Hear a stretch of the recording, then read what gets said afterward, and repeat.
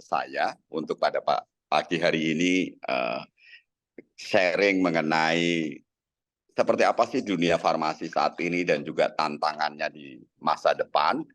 Kita nanti akan lebih banyak juga mendengar pembahasan juga dari Dr. Sri Hartono dan juga Dr. Gancar. Dan kemudian juga nanti kita mengalokasikan waktu lebih banyak ditanya jawab apa yang Bapak Ibu sekalian yang kepingin ketahui tentang malang melintangnya dunia farmasi di Indonesia. Nah, bisa langsung slide-nya saja di slideshow, minta tolong. Oke, iya. Nah, next saja. Iya, nggak terasa memang 30 tahun saya di dunia farmasi dan diberikan kesempatan untuk bergabung dengan beberapa perusahaan farmasi baik lokal maupun juga multinasional, dan saat ini dipercaya oleh BUMN untuk memimpin di Indofarma seperti itu. Berikutnya, nah sebagai gabungan nih antara praktisi dan akademisi, slide berikutnya, ini adalah beberapa publikasi yang nggak, karena memang sebagai praktisi juga jadi nggak terlalu banyak ya. Tapi ini adalah beberapa publikasi dan juga ada join untuk nulis buku dengan teman-teman ya. Tapi teman-teman nanti rekan-rekan sekalian yang Bapak Ibu yang menjadi praktisi, memang waktu yang menjadi masalah ya untuk kembali lagi nulis jurnal maupun menerbitkan sebuah buku seperti itu. Nah, next. Nah, saya akan langsung mulai saja mengenai Indonesia makroekonomik. Yang ingin saya garis bawahi di sini adalah dari sisi consumer confidence ya. Pada akhir tahun 2022 ternyata terjadi peningkatan dibandingkan dengan kuartal berikutnya. Apa itu consumer confidence? Artinya adalah kepercayaan konsumen dalam men-spending uangnya seperti itu terhadap makroekonomi itu seperti apa. Dengan melihat makroekonomi itu kepercayaan konsumen itu seperti apa. Nah, kemudian kalau kita lihat pertumbuhan GDP daripada Indonesia itu dibandingkan dengan negara lain cukup confidence ya di angka 5%. Bahkan proyeksi ke depannya juga tahun ini kita juga di angka 4,7 sampai 5%. Dan nanti kita akan lihat bagaimana pertumbuhan daripada market itu sendiri seperti apa. Next. Slide berikutnya. Nah, mengenai update apa yang terjadi di industri farmasi dalam belakangan ini, isu yang Bapak Ibu sekalian pasti mengamatinya dan mengikutinya adalah terutama isu mengenai adanya gagal ginjal akut ya, yang disebabkan oleh obat-obatan yang bentuknya sirup gitu. Itu yang menjadi isu besar sebenarnya ya beberapa waktu yang lalu, dan hari ini sudah mulai mereda. Dan dampaknya apa? Ya pada waktu itu kita tahu setiap hari kita mendengar press conference baik dari Kementerian Kesehatan maupun juga dari Balai POM ya, dan masing-masing mengambil porsinya untuk menjelaskan dan juga untuk mempertanggungjawabkan. Namun dampak kepada dunia farmasi sangat besar sekali gitu ya. Karena pada waktu itu kami di dunia farmasi, walaupun sebelumnya kami itu sudah melakukan tahapan-tahapan tes sebelum obat itu dirilis, kita tetap diminta untuk menghentikan penjualannya.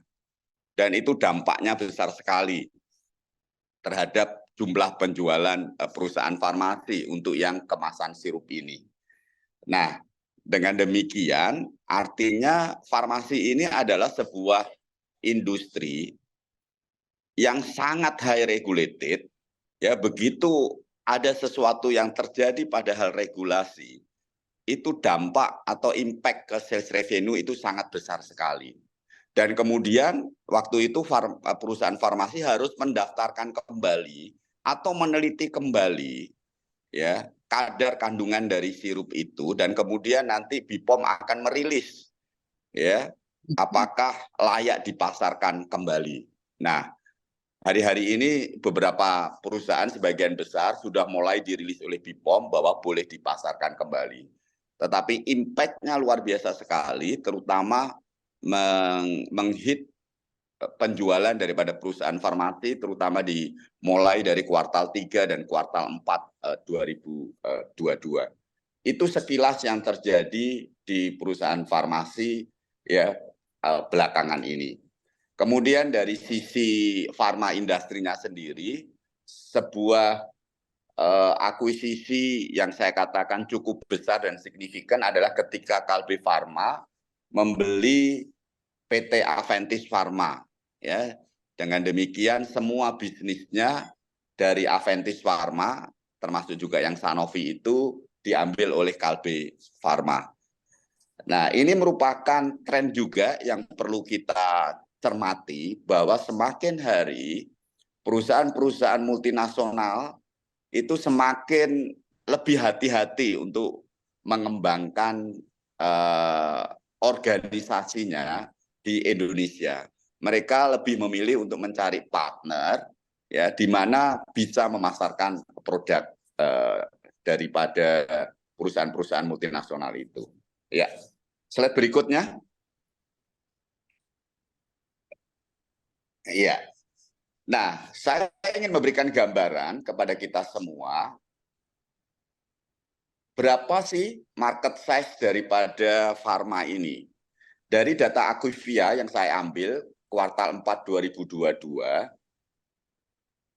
market daripada pharma ini sudah mencapai hampir 130 triliun dengan market growth-nya sekitar 3,7%.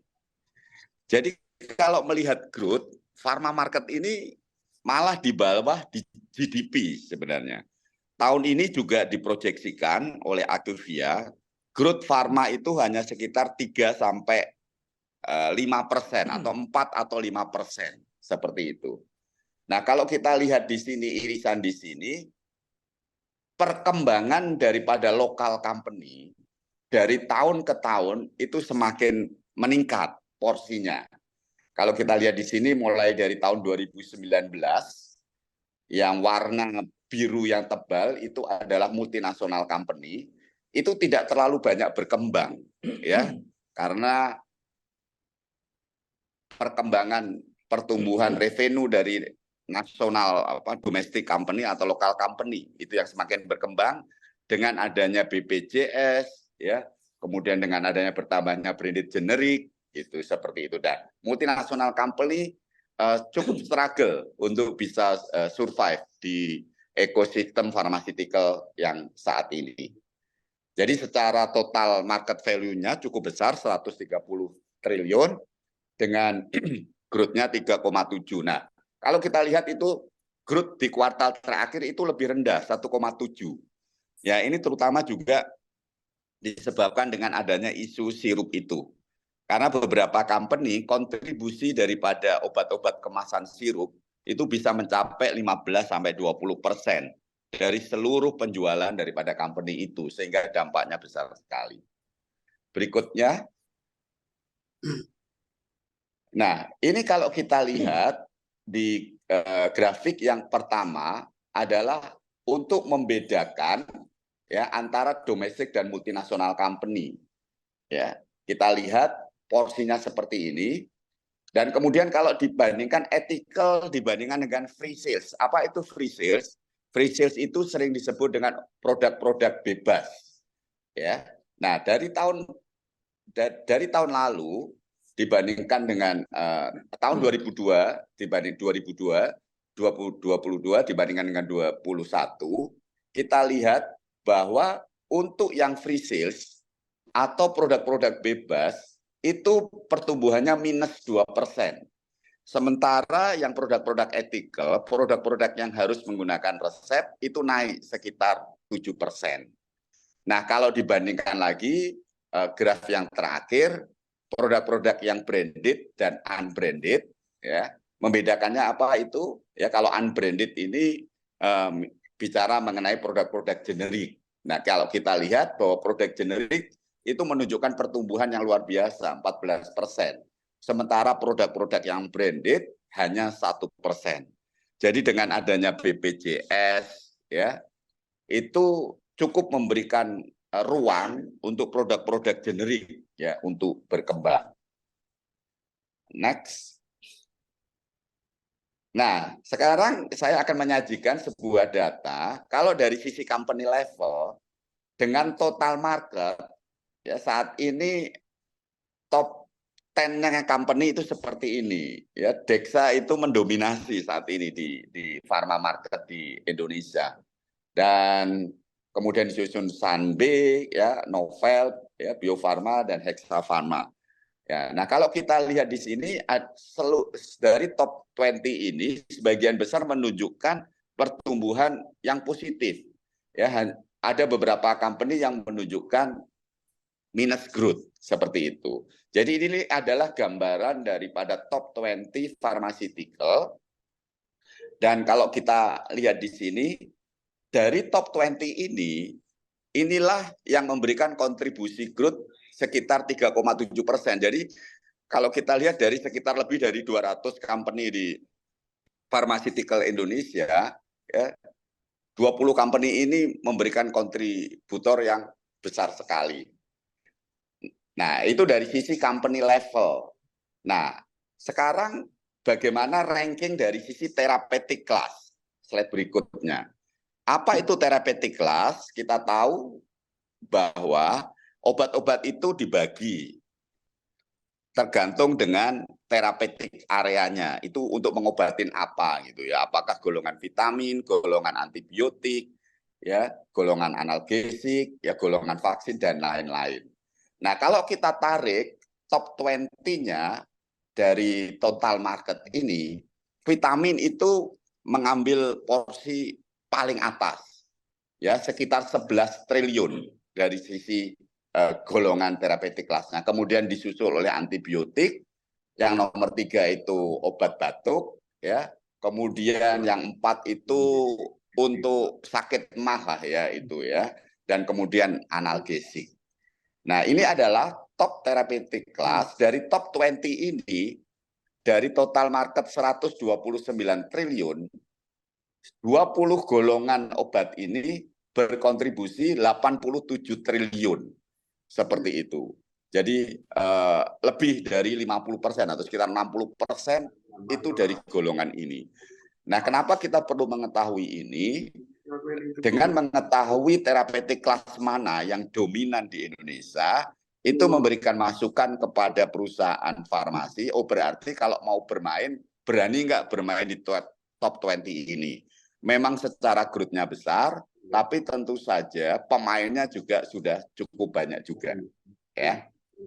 Nah, tadi kita sudah melihat dari sisi company level, therapeutic class level, dan kemudian kita sekarang masuk ke brandnya, mereknya, ya. Mereknya seperti apa? Slide berikutnya. Kalau dari sisi brand levelnya, nah nanti kita akan terkejut juga ada beberapa brand yang tiba-tiba naik gitu. Nah, ternyata brand yang pertama adalah bukan brand ethical, tetapi semua kita tahu itu yang dinamakan dengan UC1000, ya, yang minuman cairan itu. Saya juga cukup kaget membaca data ini. Itu dari PT Jojonegoro, ya. Ya. Nah, itu mencapai salesnya 2,3 triliun. Ya, sendirian satu produk saja mencapai 2,3 triliun. Ya, jualan cairan yang diberikan vitamin C gitu. Nah, kenapa dia ini ready to drink tetapi kok masuk di dunia farma? Karena dia ada kandungan vitamin C-nya itu.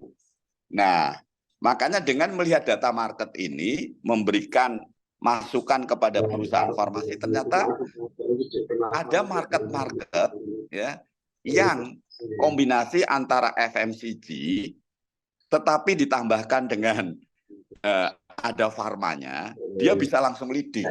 Ya, jadi jualan satu produk saja, jualan ready to drink bisa mencapai 2,3 triliun. Ya, dan kemudian kalau kita lihat, nah baru tuh muncul beberapa produk yang lainnya. Nah, malah fresh care saja, kalau kita lihat di situ, itu 1,2 triliun fresh care. Kemudian imbus, ya, itu pernah melejit pada waktu saat pandemi itu 1,1 triliun, tetapi dia minus 25%. Ya, pada waktu sebelumnya 2021, ya itu luar biasa sekali kan, karena orang ketakutan dan kemudian butuh kekebalan tubuh gitu ya, immunity. Nah, seperti itu. Nah, ini adalah produk-produk yang masuk di top 20. Nah, yang suka minum tolak angin, ya, ini ada juga, ini tolak angin itu ranking ke-18 dari top 20, ya, salesnya sekitar 374 miliar ya setahun. Olahraga terus minyak caplang tadi muncul juga itu ya, minyak caplang di ranking 10 ya, jadi jualan minyak caplang itu sekitar 575. Nah, beberapa waktu yang lalu juga terjadi fenomena minyak kutus-kutus ya, tapi kemudian karena tidak ditangani dengan distribution strategi yang baik, sekarang kelihatannya sudah terjadi perang harga dan mulai terjadi penurunan gitu. Tetapi kita melihat di sini peluang-peluang di farma ya untuk menciptakan produk-produk baru ya itu besar sekali. Oke. Berikutnya saya ingin menyampaikan bahwa tetap tantangan daripada farma di Indonesia adalah ketergantungan bahan baku kita itu 80-90% itu masih impor. Dan 50-60%-nya itu dari Cina importnya, sisanya itu dari India dan kemudian beberapa negara di Eropa juga. Nah, kenapa ini bisa terjadi? Karena ketika kita bicara produsen dari Cina atau India, itu mereka skala produksinya bisa besar sehingga bisa memberikan harga yang rendah. Nah, Indonesia didorong saat ini oleh Kementerian Kesehatan mulai didorong untuk bahan baku obat ini. Kita bisa mandiri di sana, tapi memang saat ini masih belum bisa ya sesuai dengan harapan, karena bersaing dengan Cina dan India itu bukan hal yang mudah karena bicara mengenai economic of scale-nya. Dan itu tantangan yang saat ini dan juga dalam pengamatan saya masih akan bertahan terus ini, ya bisa sampai 5 tahun sampai 10 tahun ke depan, karena mempersiapkan kita bisa memproduksi bahan baku sendiri itu tidak mudah secara teknologi maupun juga secara fasilitasnya. Next. Nah, berikutnya saya akan menyampaikan karena saya dari sisi BUMN juga akan membagi informasi kepada Bapak Ibu sekalian. Jadi 2 tahun belakangan ini dengan Kementerian BUMN yang baru di bawah pimpinan Pak Erick Thohir, ada sebuah strategi inisiatif untuk mengholdingkan BUMN farmasi. Nah, ketika kita bicara BUMN farmasi ini, paling tidak ada 3 company di bawahnya, yaitu Indofarma, Kimia Farma, dan Bio Farma. Seperti itu. Kemudian nama strategi holdingnya adalah Bio Farma Group. Nah, ketiga perusahaan ini saat ini sedang melakukan proses transformasi untuk menjadi holding.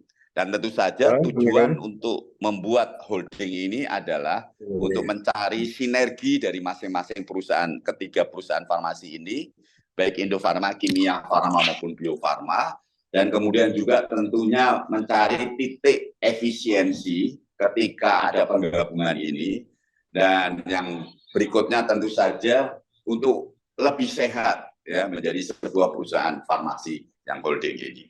Nah, itu gambaran sedikit mengenai BUMN farmasi yang ada di Indonesia. Next. Nah, kalau bicara mengenai perilaku konsumen, terakhir saya mempelajari sebuah data ini, terjadi pergeseran consumer priority. Sebelum pandemi, yang mempunyai growth paling tinggi itu skincare. ya. Tapi pada waktu itu pandemi, karena memang orang nggak keluar, orang pakai masker, skincare langsung drop ya, langsung turun, low growth. Nah, farma, produk-produk farma yang selama pandemi itu meningkat luar biasa sekali, ya, karena orang butuh pengobatan seperti itu. Nah, apa yang terjadi setelah pandemi ternyata kembali lagi mirip-mirip seperti pre-pandemi. Jadi produk-produk dekoratif beauty, ya dalam hal ini juga termasuk personal care dan juga skincare, itu strong growth, ya. Sementara orang untuk beli produk farma, baik OTC maupun healthcare, itu masuk dalam low growth. Makanya proyeksi untuk farma itu hanya sekitar 4-5% juga. Gitu. Next. Nah, sekarang saya akan coba sharing mengenai konsumen, tetapi dari sisi kesehatan, yaitu pasien.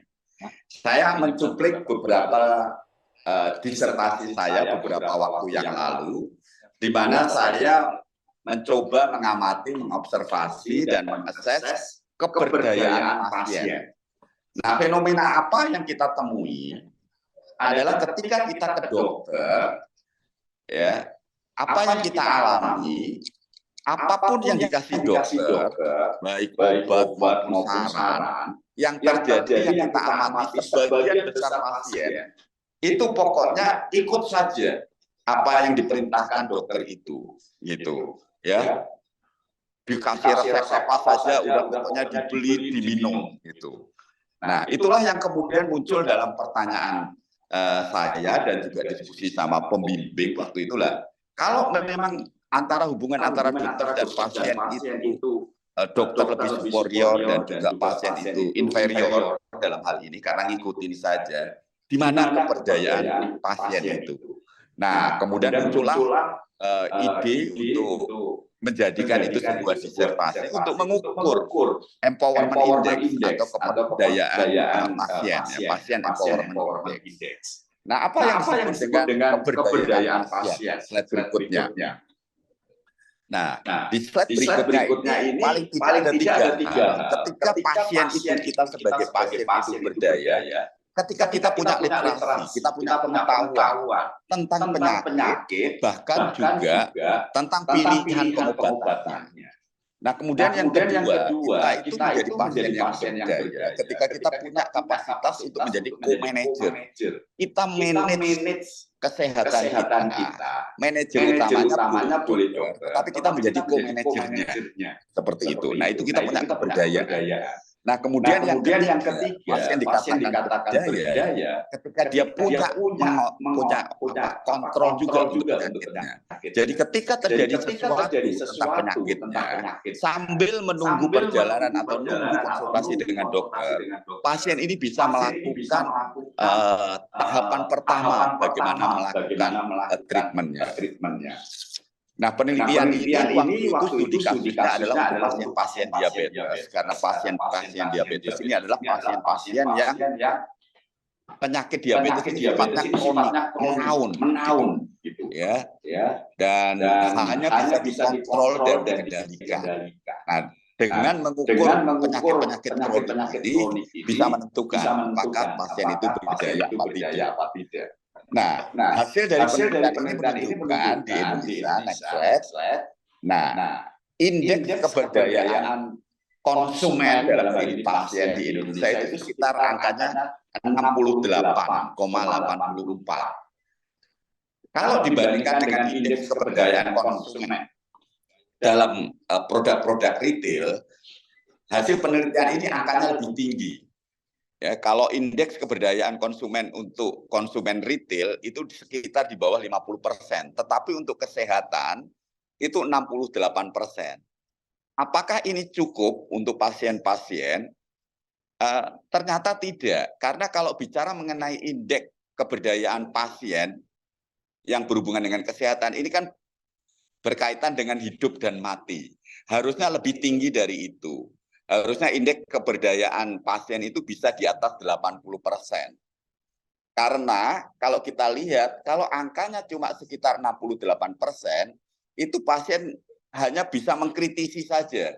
Dia punya kontrol, dia punya mengerti mengenai kondisi penyakit, tetapi mereka tidak bisa mengelola penyakit diabetesnya. Nah, harusnya ketika masuk di angka keberdayaan di atas 80, barulah pasien itu dikatakan berdaya. Di mana dari tabel ini, tabel berdaya adalah ketika memiliki pengetahuan, kontrol partisipasi aktif, ya. Jadi ketika ketemu sama dokter, konsultasi, dia bisa berdialog. Kapan dia bisa berdialog dengan dokter? Ketika dia punya pengetahuan dan literasi mengenai penyakitnya dan juga mengenai penata laksanaan itu. Ya. Next. Nah, ini beberapa temuan yang menarik mengenai keberdayaan pasien. Ternyata tingkat pendidikan yang tinggi itu memiliki tingkat keberdayaan yang lebih baik. Jadi ada pengaruh tingkat pendidikan dengan keberdayaan pasien. Etnis ternyata dalam penelitian ini berpengaruh juga. Etnis Jawa dan Sumatera memiliki tingkat keberdayaan yang lebih baik. Artinya dia punya literasi, dia berani misalkan, dok kenapa kok saya dikasih ini? Kenapa kok enggak ini? Gitu. Mereka berani membuka dialog-dialog itu. Dan kemudian yang ketiga, temuan yang menarik lagi, pasien yang tidak memiliki kebiasaan merokok itu lebih berdaya dibandingkan dengan pasien yang merokok. Nah, kemudian kami meneliti juga jenis olahraganya. Ternyata pasien dengan jenis olahraga renang itu mempunyai keberdayaan yang lebih baik ya dibandingkan dengan pasien dengan olahraga yang lain. Kemudian pasien dengan intensitas konsumsi makanan dan minuman manis ya sekali sehari atau kurang dari sekali sehari itu tingkat keberdayaannya lebih baik dibandingkan dengan yang intensitas mengkonsumsi makanan dan minuman manis itu lebih dari 1 kali sehari. Nah, meneliti keberdayaan pasien ini sangat menarik sekali, sehingga kalau ini ada rekan-rekan yang sedang mengambil S2 atau S3, bisa dilakukan penelitian yang lebih lanjut lagi. Karena di dunia kesehatan ini, ketika pasien itu semakin berdaya, artinya itu dari sisi preventifnya itu akan lebih baik sebenarnya. Ya, jadi aspek dampak kelanjutan daripada penyakit itu bisa lebih dicegah lagi. Jadi semakin berdaya ya, jadi sebenarnya preventifnya yang lebih baik lagi. Ya. Berikutnya itu dari sisi pasien. Next. Nah, saya akan mengakhiri sesi ini. Saya baru selesai membaca buku beberapa waktu yang lalu. Ini cocok sekali untuk perilaku konsumen. Ada buku karangan daripada Pak Daniel Pink ini, judulnya adalah When. Nah, ternyata lah The Power of When. Ini buku ini scientific sekali karena research based. Ya, saya cuplikan beberapa data scientific. Ya, next dari buku ini. Ini sudah diterjemahkan juga, saya lihat di Gramedia sudah ada dalam bahasa Indonesia. Saya berikutnya, jadi penulis itu meneliti selama beberapa tahun dari 2 university, Cornell University, dari 500 juta tweet, dari 2,4 juta user, dari 84 country. Nah, mereka meneliti seperti ini, bahwa positif mood itu, orang-orang itu dia naik di pagi hari, tapi kemudian dia turun di siang dan kemudian naik lagi menjelang malam hari. Nah, kenapa saya membaca buku ini sangat tertarik lagi? Karena perilaku konsumen itu juga ditentukan dari mood dia. Nah, ini sebagai penjual juga penting sekali. Kapan tepat waktunya kita bisa menjual kepada orang adalah tergantung moodnya. Ya, satu slide lagi yang ingin saya paparkan di sini, next. Nah, kemudian kapan sih people itu merasa happy? Nah, dari penelitian ini kita bisa lihat nih, sekitar mulai jam 10, jam 11, itu mulai itu, merasa happy-nya itu semakin tinggi. Nah, dibayangkan ketika kita tahu mood daripada orang itu, customer itu, konsumen itu tinggi, menjual sesuatu tentu saja lebih mudah. Kemudian dia sekitar jam 2, jam 3 dia drop, tapi begitu jam 7 sampai jam 8, sampai jam 9, itu dia naik lagi. Nah, ini memvalidasi dari pengalaman saya, biasanya agreement penting atau bisnis deal penting itu kami dapatkan bukan pada saat meeting informal, tetapi mungkin pada waktu dinner malam apa segala macam.